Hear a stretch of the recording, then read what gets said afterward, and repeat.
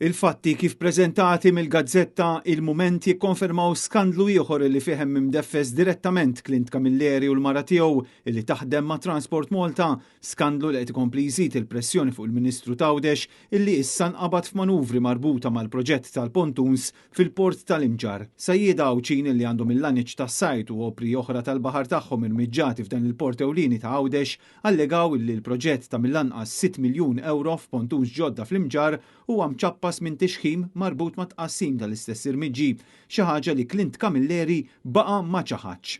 Il-proġett tal-pontuns il-ġodda fil-port tal-Imġar tlesta fl-2021 u wassal biex l-irmiġġi l-ġodda li jaqgħu taħt Transport Malta f'Għawdex żdiedu b'madwar 100 post. Ironikament, f'dak l-istess perjodu kienet iddaħlet Amanda Muscat bħala suppost konsulenta mal-Ministeru ta' Clint Camilleri.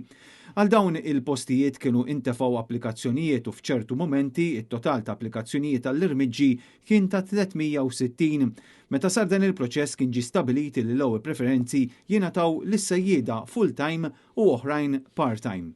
Ġara iżda li f'Għawdex mal-ewwel ġriet il-kelma li jekk trid irmiġġ kellek tkellem lill-Ministru Clint Camilleri u bosta kienu dawk illi jew kellmu lilu direttament inkella lil ċertu persuna partikolari qrib tiegħu.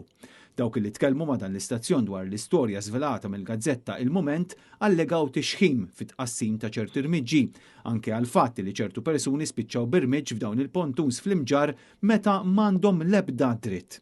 Jingħad illi irmiġġ fil-port tal-Menqa iġib flejjes kbar.